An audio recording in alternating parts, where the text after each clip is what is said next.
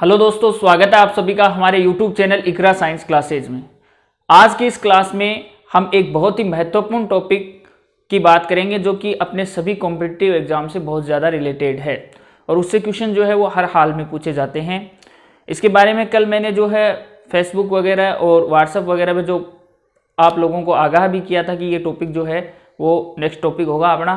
जैसा कि आपको पता है कि आज हम लोग बात करेंगे सजीवों के वर्गीकरण के बारे में, या सजीवों का वर्गीकरण बोल दो, जीवों का वर्गीकरण बोल दो, ठीक है ना। सजीवों का वर्गीकरण ये आज का अपना टॉपिक रहेगा, ठीक है। सजीवों का वर्गीकरण, classification of living organisms, classification of living organism, ये जो है आज का अपना टॉपिक रहेगा, ठीक है। तो इससे पहले कि मैं टॉपिक स्टार्ट करूं, एक दो जो महत्वपूर्ण बातें हैं जो आपको इस टॉपिक से रिलेटेड है वो ध्यान रखनी है। सबसे पहली बात तो ये कि ये जो टॉपिक है वो थोड़ा लेंथी टॉपिक है। इस टॉपिक को मैं कुछ छोटे छोटे टुकड़ों में यानी 10 या 15 मिनट की रेंज के वीडियो के अंदर अपलोड करूंगा, ठीक है। अब आप लोगों पे डिपेंड है कि आप लोगों को अगर मान लो छोटे वीडियो जो है वो पसंद है इस टॉपिक से रिलेटेड, तब तो आप मेरे को वैसे बता सकते हैं। और अगर आप लोग ये चाहते हैं कि नहीं सर 3-4 वीडियो में मुकम्मल टॉपिक हो जाए, तो आप जो है मेरे को बता सकते हैं कमेंट सेक्शन के अंदर कि मैं जो है लेंथी वीडियो जो है वो इसके अपलोड कर दूं, ठीक है। तो वो डिपेंडेंट है आप लोगों पर, जैसा आप लोग चाहेंगे वैसा हो जाएगा। फिलहाल आज का जो अपना वीडियो है वो इसके ऊपर शॉर्ट वीडियो रहेगा, जिसमें जो है अपने वर्गीकरण से संबंधित कुछ बेसिक बातें जो हमें ध्यान रखनी है वो जो कि हमारे एग्जाम से भी रिलेटेड है। तो देखो, सबसे पहले अगर हम बात करें सजीवों के बारे में, तो दुनिया के अंदर जितनी भी सजीव प्रजातियां हैं वो सामान्यतः, ऐसा वैज्ञानिकों का अनुमान है कि पूरी दुनिया के अंदर लगभग 1 करोड़ से ज्यादा सजीव प्रजातियां हैं। लेकिन अभी तक जो सामने आई है, जिनको खोज चुके हैं वैज्ञानिक जो है जो सामने आ चुकी है दुनिया के, वो है लगभग 2 मिलियन के लगभग सजीव प्रजातियां जो है वो सामान्यतः अब तक हमें पता है। यानी 2 मिलियन 20 लाख सजीव प्रजातियों के बारे में हम लोग जानते हैं। वो सजीव प्रजातियां, पादप प्रजातियां भी उसमें शामिल है और जंतु प्रजातियां भी उसके अंदर शामिल है। अब अगर हम बात करें तो ये जो सजीव प्रजातियां हैं, अब चूंकि 2 मिलियन एक बहुत बड़ा नंबर होता है, अब उसको अगर हम एक एक करके, मान लो कि हमने शुरू किया कि एक एक करके आज हम इस जीव के बारे में पढ़ेंगे, आज हम इस पौधे के बारे में पढ़ेंगे, अगर ऐसे करके हम उनका अध्ययन करना शुरू करें तो हमें अपने जीवन का बहुत बड़ा हिस्सा जो है वो इसके अंदर देना पड़ेगा। यानी समय का बहुत बड़ा हिस्सा जो है वो इसके अंदर चला जाएगा। हम यूं कह सकते हैं हमारा जो जीवन है, ऐसे पता नहीं कितने जीवन जो है वो हमें इन सजीवों का कंप्लीट अध्ययन करने के लिए चाहिए। तो इतना जो जीवन है वो सभी को मिलता नहीं है, यानी कहने का मतलब इतना समय किसी के पास नहीं है। तो समय के एक छोटे से भाग में ही हम इन सभी सजीव प्रजातियों के बारे में बेसिक चीजें इनके बारे में जान सके, इसी के उद्देश्य से सजीवों का वर्गीकरण किया गया है। ये जो बात मैंने आपको बताई है यह है कि वर्गीकरण क्यों किया गया है। वर्गीकरण इसलिए किया गया है ताकि जितनी भी सजीव प्रजातियां हैं उनका बहुत कम समय में सुव्यवस्थित तरीके से हम जो है अध्ययन कर सकें। अब अगर हम बात करें तो ये जो वर्गीकरण शब्द है, वर्गीकरण इसको अंग्रेजी में कहते हैं टेक्सोनोमी। टेक्सोनोमी शब्द जो है ये ध्यान रखना है आपको। टेक्सोनोमी शब्द जो है ये 2 शब्दों से मिलकर के बना है, एक तो टैक्सिस और दूसरा नोमस। ये 2 शब्दों से मिलकर बना है, एक तो टैक्सिस और दूसरा नोमस। टैक्सिस का मतलब होता है अरेंजमेंट्स, ठीक है, और नोमस जो है इसका मतलब होता है सामान्यतः लॉ। यानी टैक्सिस जो है इसका मतलब हो गया अरेंजमेंट और नोमस का मतलब क्या हो गया, लॉ। तो इस वर्ड को आप समझ सकते हैं कि लॉ के आधार पर, कुछ विशिष्ट नियमों के आधार पर जो है सजीवों का वर्गीकरण करना, या लॉ के आधार पर सजीवों को व्यवस्थित करना जो है वो क्या कहलाता है, वर्गीकरण। अब एक चीज और ध्यान रखनी है कि ये जो टेक्सोनोमी वर्ड जो है, ये जो शब्द दिया गया था, ये सबसे पहले एपीडी कोंडेले के द्वारा दिया गया था। एपीडी कोंडोले के द्वारा जो है दिया गया है। एपीडी कोंडोले के द्वारा जो शब्द जो है वो दिया गया है। एपीडी कोंडोले जो है इन्होंने इस शब्द का वर्गीकरण जो है वो अपनी एक बुक, एपीडी कोंडोले की एक फेमस बुक है, उस बुक का नाम है theory of elementary botany. Theory of elementary botany, ठीक है, इसके अंदर जो है इन्होंने ये शब्द जो है इसके बारे में उल्लेख किया है। इसके बाद एक दो चीज और ध्यान रखनी है आपको कि जो टेक्सोनोमी है, इस टेक्सोनोमी का जो जनक है, टेक्सोनोमी का जो फादर है, वो किसको कहा जाता है? तो टेक्सोनोमी का जनक जो है वो कहा जाता है केरोलस लीनियस। केरोलस लीनियस बहुत ही फेमस जो है पादप वैज्ञानिक हैं केरोलस लीनियस। इन्होंने जो है सबसे पहले टेक्सोनोमी, इनको जो है टेक्सोनोमी का फादर कहा जाता है। क्यों कहा जाता है? इसलिए कहा जाता है क्योंकि जो वर्गीकरण का मूलभूत आधार जो है सबसे पहले केरोलस लीनियस जो है इन्होंने ही प्रस्तुत किया था। कैसे किया था उसके बारे में हम अभी आगे चर्चा करेंगे, तो फिलहाल इतना ध्यान रखना जरूरी है कि केरोलस लीनियस जो है इनको फादर ऑफ टेक्सोनोमी कहा जाता है। इसके बाद अगर हम बात करें तो नेक्स्ट हम बात करते हैं थोड़ा सा आगे की वर्गीकरण जो है इसका इतिहास क्या है, वर्गीकरण की शुरुआत कब हुई और किन किन ने जो है वर्गीकरण के बारे में कुछ अपने मूलभूत सिद्धांत जो है वो प्रस्तुत किए। ठीक है, तो नेक्स्ट अगर हम बात करें वर्गीकरण के इतिहास के बारे में या वर्गीकरण जो है इसकी शुरुआत के बारे में, तो ध्यान रखना जो ग्रीक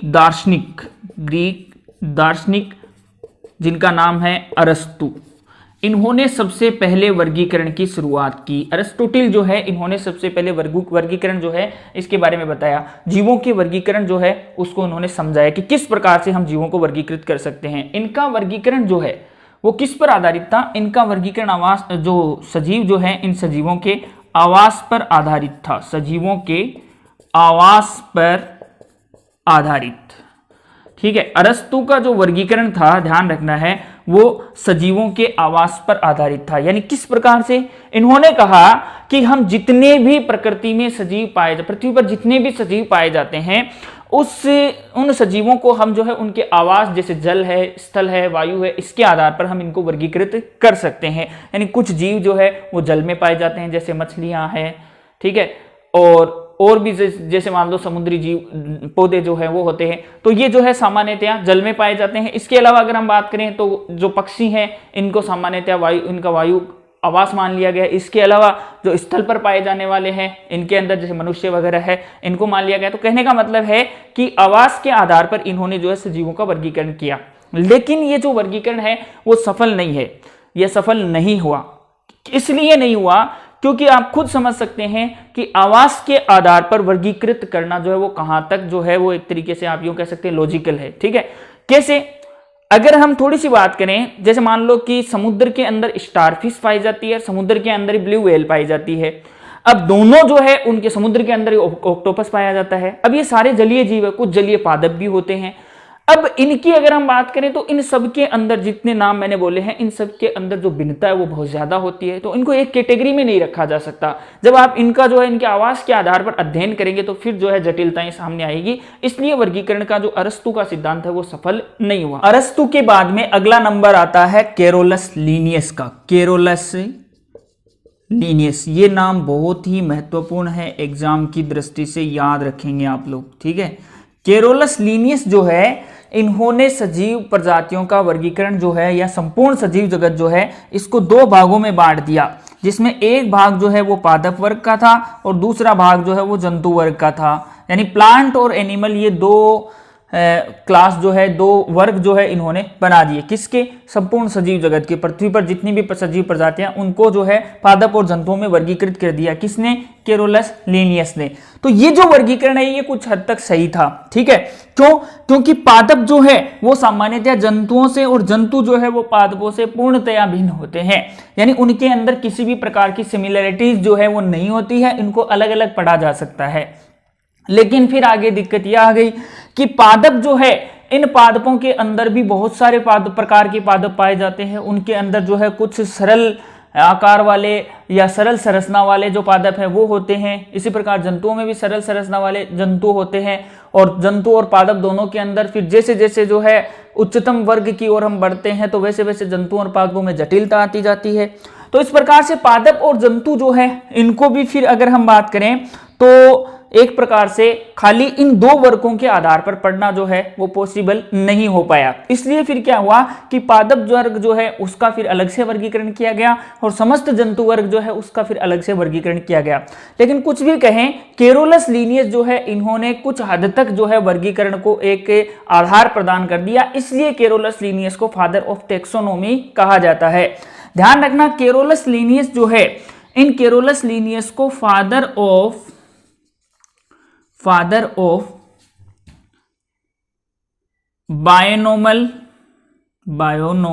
बायोनोमियल नोमेनक्लेचर भी कहा जाता है। नोमेनक्लेचर, ये इंपॉर्टेंट चीज है, ध्यान रखना, फादर ऑफ बायोनोमियल नोमेनक्लेचर, ठीक है ना, बायोनोमियल नोमेनक्लेचर सिस्टम बोल सकते हो आप, ठीक है ना, यानी नामकरण की द्विनाम पद्धति। बायोनोमियल का मतलब क्या होता है? द्विनाम पद्धति। सिस्टम का मतलब हो गया पद्धति।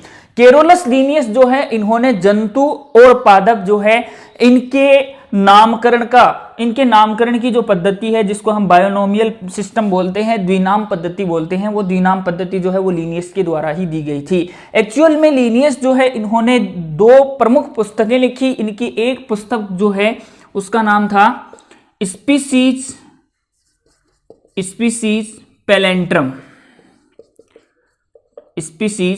पैलेंट्रम, और एक और पुस्तक थी इनकी जिसका नाम था सिस्टेमा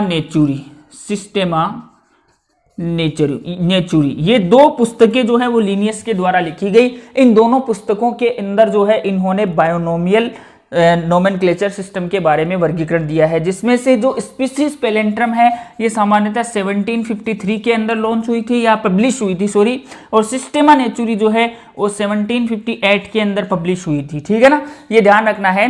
तो केरोलस लीनियस जो है, इन्होंने अपनी पुस्तकों के अंदर पौधों और जंतुओं के नामकरण की जो द्विनाम पद्धति है उसका जिक्र किया है। उन्होंने ये बताया है कि किस प्रकार से हम पौधों का नामकरण कर सकते हैं, यानी उनका वैज्ञानिक नाम किस प्रकार से लिख सकते हैं, और उसी प्रकार जंतु जो है उनका वैज्ञानिक नाम जो है वो किस प्रकार से लिखा जा सकता है। यहाँ पे एक चीज और ध्यान रखना, पौधों और जंतुओं के जो नामकरण है, उन नामकरण से संबंधित 2 शब्द जो है वो आपके सामने आते हैं। एक तो आता है ICBN, ठीक है, और एक आता है ICZN। यहां पे ICBN जो है इसका मतलब होता है international code of botanical nomenclature, और ICZN का मतलब होता है international code of zoological nomenclature. यानी कहने का मतलब है ICBN और ICZN। ICBN जो है वो प्लांट से रिलेटेड है और ICZN जो है वो सामान्यतः एनिमल से रिलेटेड है। अब इन दोनों वर्ड इनके अंदर है क्या, मतलब एक्चुअल में है क्या, ICBN क्या है, ICZN क्या है, ठीक है ना। तो ICBN और ICBN जो है वो सामान्यतया पौधों के नामकरण के जो नियम है उनका कलेक्शन है। पौधों के नामकरण से संबंधित जो नियम है उन नियमों का कलेक्शन जो है वो क्या कहलाता है, ICBN, international code of botanical nomenclature. और ये क्या है, ये सामान्यतया जो जंतु है उन जंतुओं के अंतरराष्ट्रीय स्तर पर या अंतरराष्ट्रीय पद्धति के आधार पर जो नामकरण है, जंतुओं के नामकरण के नियमों का संग्रह जो है वो क्या कहलाता है, ICZN। बी आ रहा है बॉटनिकल यानी प्लांट के लिए, और जेड आ रहा है जूलॉजिकल यानी किसके लिए, एनिमल्स के लिए। तो ये 2 शब्द जो है वो आपको ध्यान रखने हैं। तो चलिए हम आगे बढ़ते हैं। केरोलस लीनियस जो है इन्होंने वर्गीकरण कर दिया। उसके बाद में ध्यान रखना है, वर्गीकरण का एक सिद्धांत आता है जिसको हम बोलते हैं 5 क्लास किंगडम कॉन्सेप्ट, यानी पंचजगत अवधारणा, ठीक है। पंचजगत अवधारणा की अगर हम बात करें तो पंचजगत अवधारणा जो है वो सामान्यतः रॉबर्ट विटेकर के द्वारा दी गई थी। एक्चुअल में यहां पे जैसे इसको रफ कर दूं मैं थोड़ा,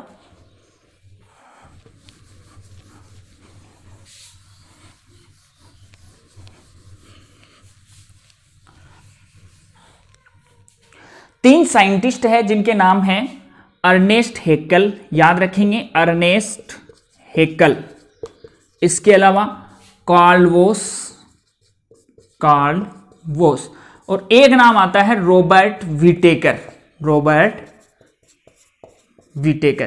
ये तीनों साइंटिस्ट जो हैं इन्होंने मिलकर के संपूर्ण सजीव जगत जो है इसके लिए एक शब्द जनरेट किया, और वो शब्द कहलाता है किंगडम। क्या कहलाता है, किंगडम। किंगडम का मतलब क्या हो गया, जगत। संपूर्ण सजीव जगत जो है उसके लिए एक टर्म जो है वो जनरेट की इन तीनों ने, कि साहब अर्नेस्ट हेक्कल, कार्ल वोस और रॉबर्ट विटेकर, इन तीनों ने मिलकर के और जो आपका संपूर्ण सजीव जगत है इसके लिए एक टर्म जनरेट की जिसका नाम क्या है, किंगडम।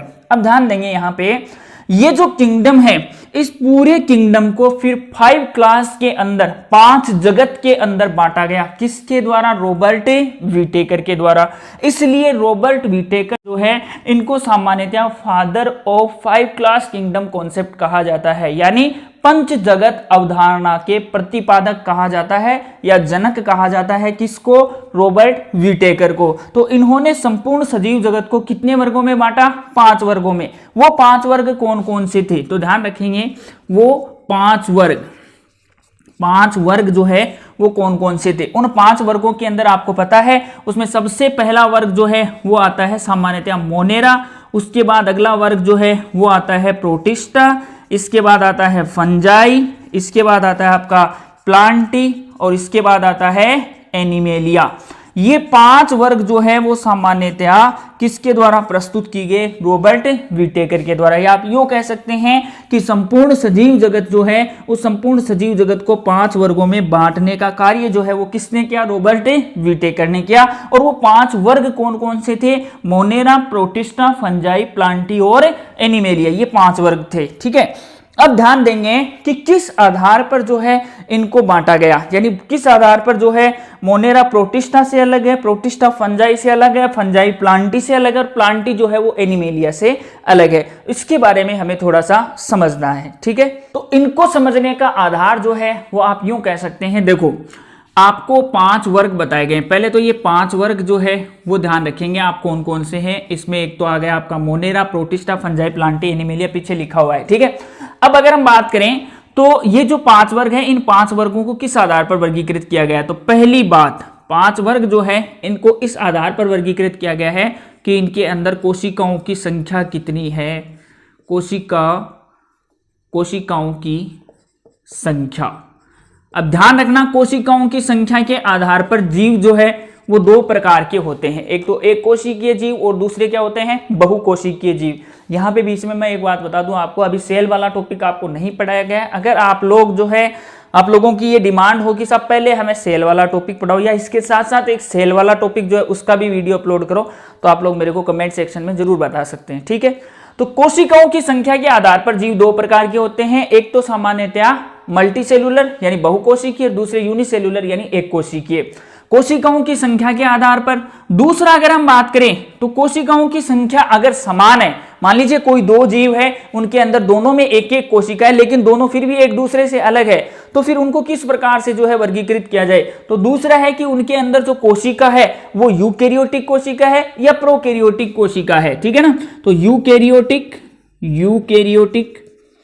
और प्रोकैरियोटिक, यूकैरियोटिक प्लस प्रोकैरियोटिक, इसके आधार पर जो है सामान्यतया जीवों को बांटा गया है। मैं बता रहा हूं आपको, ये जो 5 वर्ग है ना, 5 वर्ग, 5 क्लास, इनको जो रॉबर्ट विटेकर ने प्रस्तुत की है, इनके बारे में बता रहा हूं, इनको किस आधार पर जो है बांटा गया है। तो कोशिकाओं की संख्या, इसके अलावा कोशिकाएं जो है वो यूकैरियोटिक है या प्रोकैरियोटिक है, और तीसरी और अहम चीज जो है वो ये है कि कोशिका जो है वो चाहे यूकैरियोटिक है चाहे प्रोकैरियोटिक है, उसके अंदर कोशिका भित्ति उपस्थित है या अनुपस्थित है। कोशिका भित्ति, सेल वाल जो है उसकी उपस्थिति। ठीक है ना, कोशिका भित्ति की उपस्थिति। ठीक है ना, इन 3 चीजों के आधार पर या इन 3 बातों के आधार पर जो है जीवों के 5 वर्ग बनाए गए हैं। ठीक है, तो सबसे पहले तो ध्यान रखेंगे कि कोशिकाओं की संख्या के आधार पर, तो कोशिकाओं की संख्या के आधार पर जीव जो है वो 2 प्रकार के होते हैं। ठीक है ना, कोशिकाओं की संख्या के आधार पर जीव कितने प्रकार के हो गए? 2 प्रकार के। एक तो एक कोशिकीय और दूसरे कौन से हो गए? बहुकोशिकीय, यूनिसेल्युलर और मल्टी सेल्युलर। तो याद रखेंगे, जितने भी एक कोशिकीय जीव होते हैं वो उनको 2 वर्ग, उनके 2 वर्ग हैं, उनको 2 वर्गों में रखा गया है। जितने भी एक कोशिकीय जीव है उनको 2 वर्गों के अंदर रखा गया है। एक वर्ग तो आता है मोनेरा, ठीक है, और दूसरा वर्ग आता है प्रोटिस्टा। याद रखेंगे, एक कोशिकीय जीवों के 2 वर्ग हैं, एक तो मोनेरा और दूसरा क्या है? प्रोटिस्टा। अब उसमें से जो मोनेरा वर्ग है, उस मोनेरा वर्ग और प्रोटिस्टा वर्ग जो है वो दोनों के अंदर कोशिका तो एक है लेकिन दोनों में फिर भी फर्क है। फर्क क्या है कि जो मोनेरा वर्ग है उसके अंदर सामान्यतया जो सेल है उस सेल का न्यूक्लियस पूरी तरीके से डेवलप नहीं होता है, यानी न्यूक्लियस के चारों ओर न्यूक्लियस मेम्ब्रेन नहीं पाई जाती है, केंद्रक झिल्ली नहीं पाई जाती है। इस वजह से मोनेरा जो होते हैं वो सामान्यतया प्रोकैरियोटिक होते हैं। मोनेरा कैसे होते हैं? प्रोकैरियोटिक। इसके अलावा अगर हम बात करें तो जो प्रोटिस्टा होते हैं वो सामान्यतः कोशिका तो उनके अंदर एक ही होती है, लेकिन उनकी कोशिका का केंद्रक विकसित होता है, इसलिए वो सामान्यतः यूकैरियोटिक होते हैं। कैसे होंगे भाई? यूकैरियोटिक। ठीक है, तो ये दो बातें आपको ध्यान रखना है। इसके बाद अगर हम बात करें, मोनेरा और प्रोटिस्टा आ गए। अब साहब यूकैरियोटिक जो है, अब पहली बात तो आ गई एक कोशिका वाले जीवों की। एक कोशिका के बाद में नेक्स्ट आते हैं बहुकोशिका वाले जीव। तो बहुकोशिकीय जीव जो है इनको 3 वर्गों में रखा गया है। ठीक है, लेकिन बहुकोशिकीय जीव हैं तो जाहिर सी बात है यूकैरियोटिक तो कंफर्म होंगे। ठीक है, क्योंकि कोई भी यूकैरियोटिक जीव जो है या कोई भी जो बहुकोशिकीय जीव जो है वो सामान्यतः प्रोकैरियोटिक नहीं हो सकता। दूसरी बात, एक चीज और ध्यान रखना है कि कोई भी प्रोकैरियोटिक जीव जो है वो सामान्यतः बहुकोशिकीय नहीं हो सकता। जितने भी प्रोकैरियोटिक कोशिकाएं हैं, जैसे बैक्टीरिया है, ठीक है, ब्लू ग्रीन एल्गा है, माइकोप्लाज्मा है, ये सामान्यतः अगर हम बात करें तो ये जो प्रोकैरियोटिक कोशिकाएं होती है, ये प्रोकैरियोटिक कोशिकाएं सामान्यतः एक कोशिकीय होती है, यानी यूनिसेल्युलर होती है। बाकी आपको कोई एक भी एग्जांपल जो है वो नहीं मिलेगा किसका, प्रोकैरियोटिक भी हो और मल्टीसेल्युलर भी हो। ठीक है, तो इस बात का विशेष ख्याल रखेंगे कि जितने भी बहुकोशिकीय जीव हैं वो बहुकोशिकीय जीव जो है वो सामान्यतः यूकैरियोटिक होंगे। तो एक चीज यहां ध्यान रखना है, सबसे पहले तो बहुकोशिकीय हैं तो वो यूकैरियोटिक तो कंफर्म होंगे, यूकैरियोटिक। अब यूकैरियोटिक होने के साथ साथ इसमें एक चीज और आती है कि यूकैरियोटिक होने के बाद में तीसरा पॉइंट आ जाता है कि कोशिका भित्ति जो है वो उपस्थित है या अनुपस्थित है। तो कोशिका भित्ति जो है वो अगर उपस्थित है, सेल वॉल प्रेजेंट, ठीक है, और सेल वॉल एब्सेंट, ठीक है ना। अगर सेल वॉल उपस्थित है, कोशिका भित्ति उपस्थित है, तो उस कंडीशन में सेल वॉल की उपस्थिति के आधार पर जो है सामान्यतया एक वर्ग जो है वो तो होता है फंजाई का और एक वर्ग होता है सामान्यतः प्लांटी का, ये याद रखना है। और इसके बाद अगर हम बात करें तो सेल वॉल एब्सेंट वाला जो वर्ग है वो आता है सामान्यतः एनिमेलिया का। तो ये हो गया 5 क्लास किंगडम कॉन्सेप्ट। ठीक है ना, इसमें ध्यान रखना है कि यूकैरियोटिक जीव जो है इनको फर्दर 2 वर्गों में बांटा गया है। किसके आधार पर? कोशिका भित्ति की उपस्थिति के आधार पर। कोशिका भित्ति जिनमें उपस्थित होती है वो सामान्यतः 2 प्रकार के होते हैं, एक तो फंजाई और दूसरे प्लांटी। अब आप कहोगे साहब फंजाई और प्लांटी दोनों की सिमिलरिटी होगी सेल वॉल की प्रेजेंस, तो फिर इनको डिफरेंशिएट कैसे किया गया? तो इनको डिफरेंशिएट किया गया सामान्यतः ऑटोट्रोफ्स हैं या हेटेरोट्रोफ्स हैं, क्योंकि जितने भी प्लांट होते हैं वो सामान्यतः ऑटोट्रोपिक होते हैं या ऑटोट्रोफ्स होते हैं। ठीक है ना।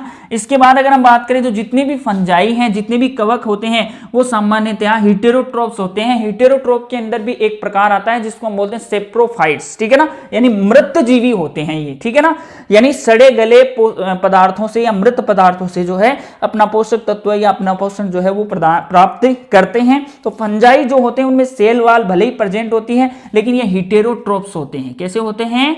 हेटेरोट्रोफ्स होते हैं। ठीक है ना, ये चीज आप लोग ध्यान रखेंगे। प्लांटी जो है वो ऑटोट्रोफ्स होते हैं जो कि फोटोसिंथेसिस की प्रोसेस के द्वारा अपना फूड जो है वो खुद सिंथेसिस कर सकते हैं, अपना भोजन जो है वो खुद बना सकते हैं। कौन? प्लांटी, यानी पौधे, जितने भी हरे पौधे हैं वो सारे के सारे इसके अंदर आ जाते हैं। इसके बाद अगर हम बात करें तो सेल वॉल एब्सेंट वाला जो वर्ग है वो सामान्यतः एनिमेलिया का वर्ग है, जिसको हम बोलते हैं जंतु वर्ग। जंतु वर्ग जो है वो सामान्यतः अगर हम बात करें तो जंतु वर्ग जो है वो विषमपोषी होता है। इसके अलावा अगर हम बात करें तो उसके अंदर सेल वॉल नहीं पाई जाती है। और भी जंतु वर्ग की बहुत सारी कैटेगरीज है या जंतु वर्ग की बहुत सारी विशेषताएं हैं। जंतु वर्ग की विशेषताएं जानने के लिए हमें जो है जंतुओं के अलग अलग वर्गों को समझना पड़ेगा। ठीक इसी प्रकार पादप वर्ग जो है उसकी भी विशेषताएं जानने के लिए हमें पादप वर्ग को समझना पड़ेगा। ठीक है, फिलहाल मोटा मोटी आपको इतना जरूर ध्यान में रखना है कि जितने भी एक कोशिकीय सजीव है वो 2 वर्गों में है, मोनेरा और प्रोटिस्टा। तो फिर फर्क क्या है? मोनेरा है उसमें एक कोशिकीय है लेकिन वो प्रोकैरियोटिक है। कैसे जीव हैं? प्रोकैरियोटिक है। याद रखना है मोनेरा जो है वो एक कोशिकीय होने के साथ साथ कैसे होते हैं? प्रोकैरियोटिक होते हैं। और जो प्रोटिस्टा होते हैं आपके वो सामान्यतया एक कोशिकीय होते हैं लेकिन वो कैसे होते हैं? यूकैरियोटिक होते हैं। इसके अलावा अगर हम बात करें तो यूकैरियोटिक में अगर बहुकोशिकीय आगे जितने भी बहुकोशिकीय हैं वो सारे यूकैरियोटिक हो गए। फिर उनको आगे डिवाइड किया गया किसकी प्रेजेंस के आधार पर? सेल वॉल की प्रेजेंस के आधार पर। ठीक है, तो ये चीजें जो है वो आपको ध्यान में रखनी है। इसके बाद जो है नेक्स्ट आगे की क्लास में हम लोग बात करेंगे कि ये जो मोनेरा, प्रोटिस्टा और फंजाई जो है इसके अंदर कौन कौन से एनिमल जो है या कौन कौन से इसके एग्जाम्पल है, उनकी खास क्या बात होती है, यानी बेसिक की कैरेक्टरिस्टिक्स जो है वो इनकी हमें पता होनी जरूरी है जो हमारी एग्जाम से रिलेटेड हैं। ठीक है, तो नेक्स्ट क्लास में हम मिलेंगे। इसके अलावा आपको जो बातें कही है उन बातों में अगर आप लोगों को किसी प्रकार का कोई डाउट है या आपको किसी भी प्रकार की कोई शंका है, कोई समस्या है, तो आप कमेंट सेक्शन में जरूर बताइए। और अगर वीडियो अच्छा लगता है तो इस वीडियो को जो है ज़्यादा से ज़्यादा शेयर कीजिए, चैनल को सब्सक्राइब कीजिए। ठीक है।